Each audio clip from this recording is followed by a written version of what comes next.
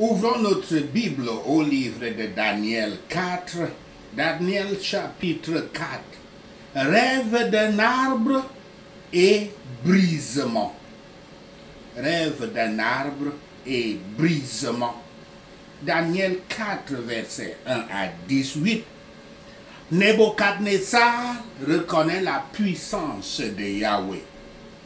Versets 1 à 2. L'ouverture positive de ce chapitre cache temporairement le fait que Nebuchadnezzar a vécu une expérience horrible.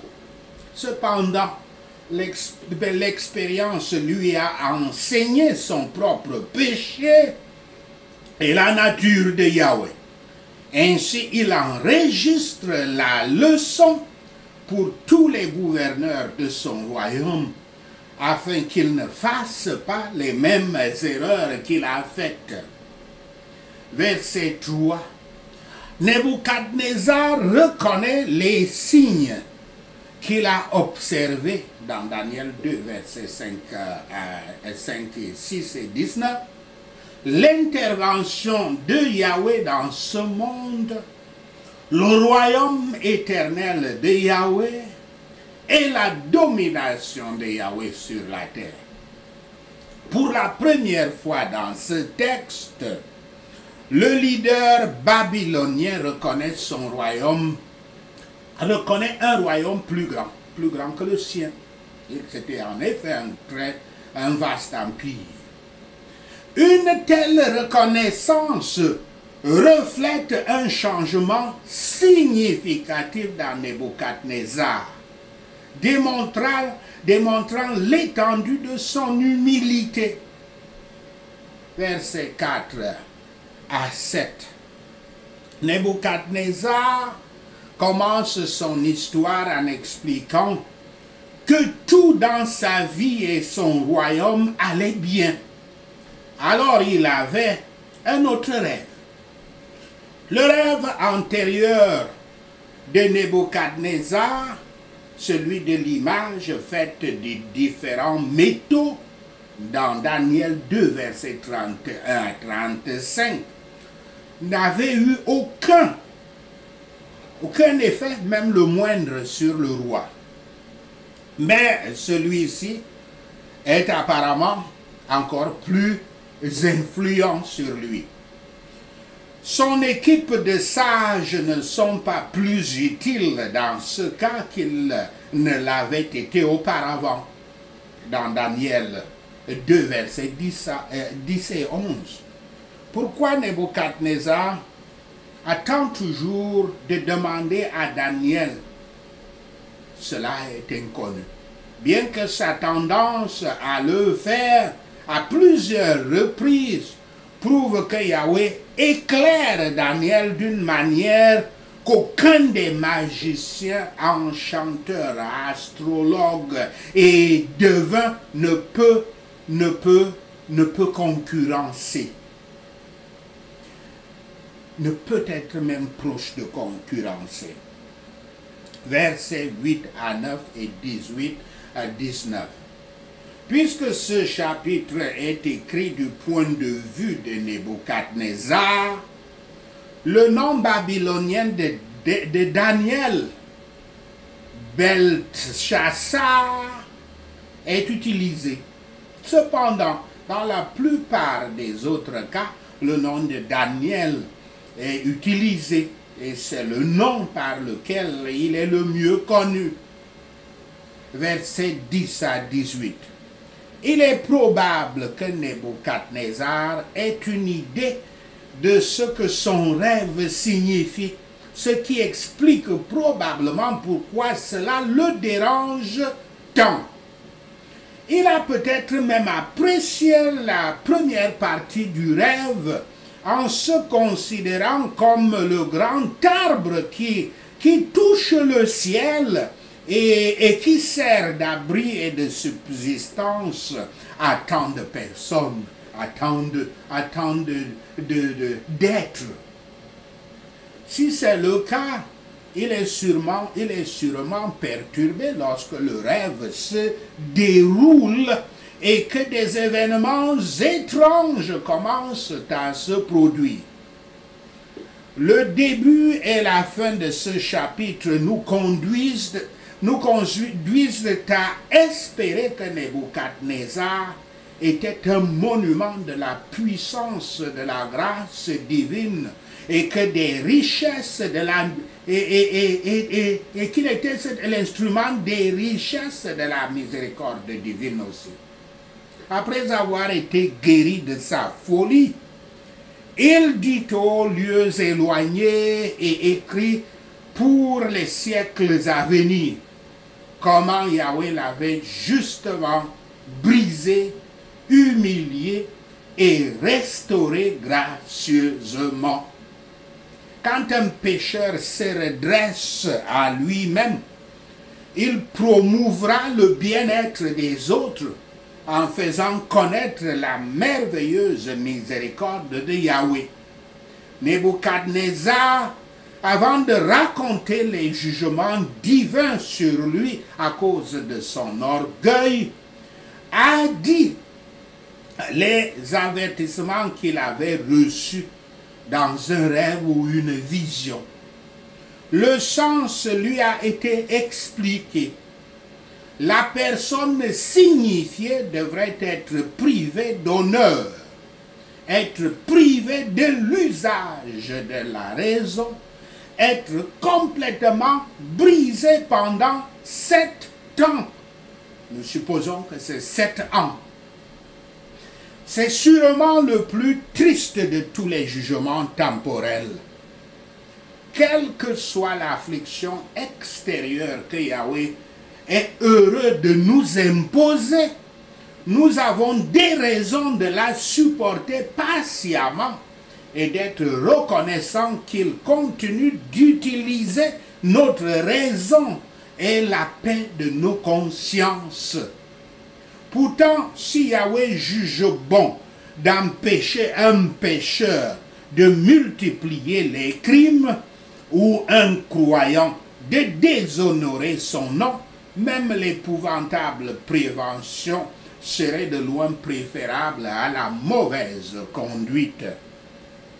En tant que juge juste, Yahweh l'a déterminé et les anges du ciel applaudissent. Ce n'est pas que le grand Dieu ait besoin du conseil ou du concours des anges, mais cela dénote la solennité de cette phrase. La demande est par la parole des saints, le peuple souffrant de Yahweh. Quand les opprimés crient à Yahweh, il entendra. Recherchons diligemment des bénédictions qui ne peuvent jamais nous être enlevées. Et surtout, méfions-nous de l'orgueil et de l'oubli de Yahweh. Daniel 4, versets 19 à 27. Daniel interprète le rêve. Versets 20 à 22. L'arbre dans le rêve est un symbole de Nebuchadnezzar, mais aussi dominant que Nebuchadnezzar soit, il n'est rien d'autre qu'un humain. Les forces célestes sont à un travail sur lequel il n'a aucun contrôle. En un seul commandement par un saint messager, le grand arbre est coupé. L'action de Yahweh sera le résultat du refus du roi de reconnaître que c'est l'Éternel qui gouverne. Nebuchadnezzar a reconnu que le Dieu de Daniel est un Dieu fort. Et il note que Daniel et ses amis ont bénéficié du fait de servir leur Dieu. Mais Nebuchadnezzar s'est toujours arrêté quant à se soumettre au Dieu de Daniel. Verset 26.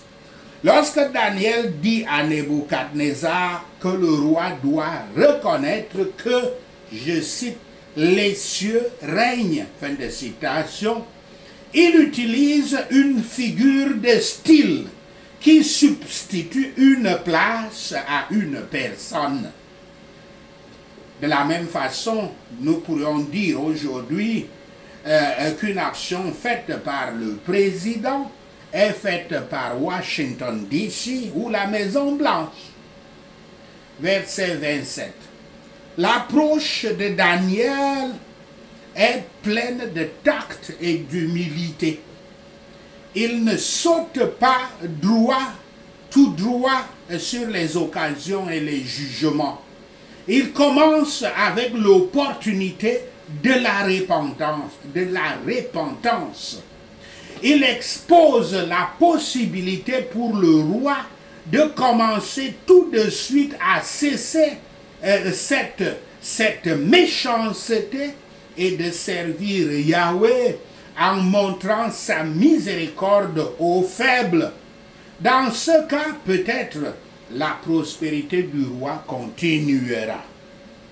Daniel est frappé d'étonnement et d'effroi par un jugement si lourd sur un si grand prince.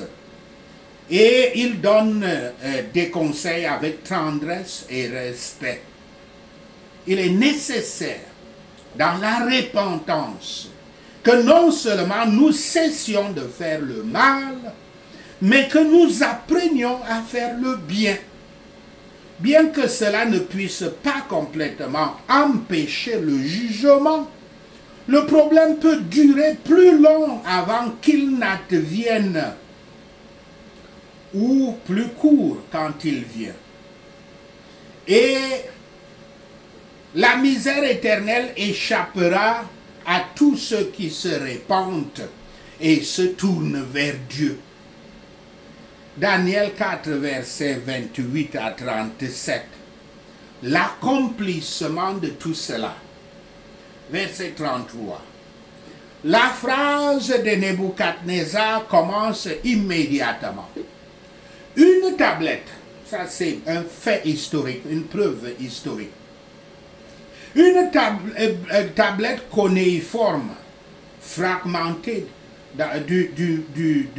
du British Museum, se réfère à Nebuchadnezzar, apparemment à cette partie de la vie, la partie de ce chapitre. Elle déclare que, je cite, « La vie n'a pas paru, fin de citation, à Nebuchadnezzar, et qu'il, je cite, ne montre pas l'amour à son fils et à sa fille, fin de citation.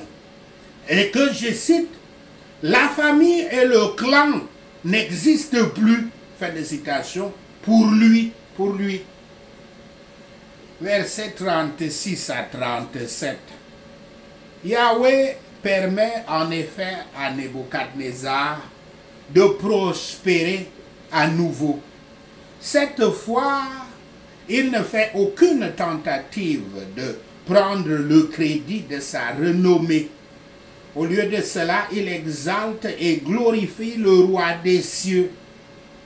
S'il l'avait fait plus tôt, en réponse au conseil de Daniel, il aurait pu éviter beaucoup de misère.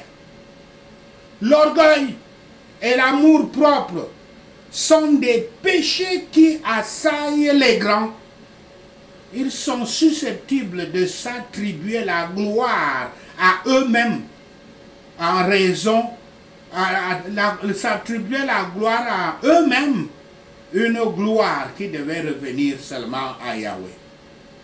Tandis que la parole orgueilleuse est dans la bouche du roi, la parole puissante vient de Yahweh. Sa compréhension et sa mémoire avaient disparu. Et toutes les puissances de l'âme rationnelle étaient brisées. Il était complètement brisé, coupé de sa hauteur, de l'orgueil et de l'arrogance par la folie. Comme nous devrions être prudents, de ne pas faire quoi que ce soit qui puisse provoquer Yahweh à nous mettre hors de nos sens. à nous abandonner dans la folie. Yahweh résiste aux orgueilleux. Yahweh n'aime pas l'orgueil et l'arrogance. Nebuchadnezzar veut être plus qu'un homme, mais Yahweh le rend justement moins qu'un homme. Nous pouvons apprendre à croire en ce qui concerne Yahweh, que le Dieu le plus haut vit pour toujours et que son royaume est comme lui-même, c'est-à-dire éternel et universel. Son pouvoir ne peut pas être résisté. Quand les gens sont amenés à honorer Yahweh par la confession du péché et en reconnaissant sa souveraineté, alors et pas avant, ils peuvent s'attendre à ce que Yahweh les honore. Non seulement les restaure à la dignité qu'ils ont perdue par le péché du premier Adam, mais leur ajoute une majesté excellente par la justice et la grâce du second Adam, qui est le Christ. Quand nous résistons au brisement, nous nous blessons, nous nous faisons du mal nous-mêmes.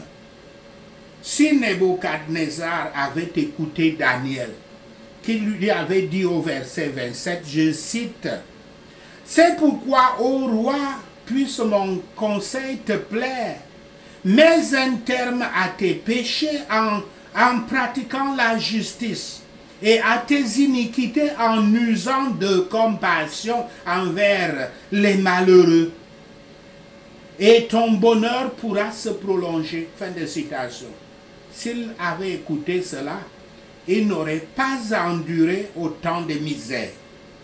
Il est inutile de nier sa plaie d'orgueil, se privant ainsi du remède, prolongeant ainsi son affliction dans le mécontentement de Yahweh et retardant ainsi son élévation spirituelle à l'utilité et au salut. Dans le processus de brisement, les afflictions ne dureront pas plus longtemps que jusqu'à ce qu'elles aient fait le travail pour lequel elles ont été envoyées par Yahweh. Il ne peut y avoir aucun doute raisonnable que Nebuchadnezzar était un vrai pénitent et un croyant accepté de Dieu. On pense qu'il n'a pas vécu plus d'un an après sa restauration enregistrée dans ce chapitre du livre de Daniel. Ainsi, Yahweh sait comment abaisser ceux qui marchent dans l'orgueil, mais donne grâce et consolation à l'humble pécheur au cœur brisé qu'il invoque. Sachez ceci, et le Seigneur Yahweh vous bénira. Prenons cette prière tirée de Daniel 4. Prions pour le brisement dans l'ordre du roi Nebuchadnezzar. Qu'ils sont grands les signes de Yahweh, combien puissantes sont ses merveilles, au nom de Yahshua le Messie. Le royaume de Yahweh est un royaume éternel. Sa domination dure de génération en génération, au nom de Yahshua le Messie. Père Yahweh, montre-moi mon péché d'orgueil, et épargne-moi la guérison d'être chassé des gens et de vivre avec les animaux sauvages, au nom de Yahshua le Messie. Seigneur Yahweh, montre-moi mon péché d'ego et épargne-moi la guérison de manger de l'herbe comme le bœuf et d'être trempé de la rosée du ciel, au nom de Yahshua le Messie. Je ne laisserai pas passer 7 fois avant que je ne reconnaisse que le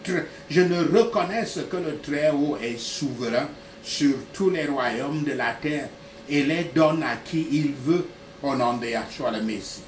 Je dois immédiatement reconnaître la plus haute souveraineté de Yahweh pour qu'il laisse la souche de mon arbre avec ses racines au nom de Yahshua le Messie. Je dépose mon orgueil devant Yahweh. Je me persuade que je suis insignifiant et le plus humble pour qu'il me donne son royaume au nom de Yahshua le Messie.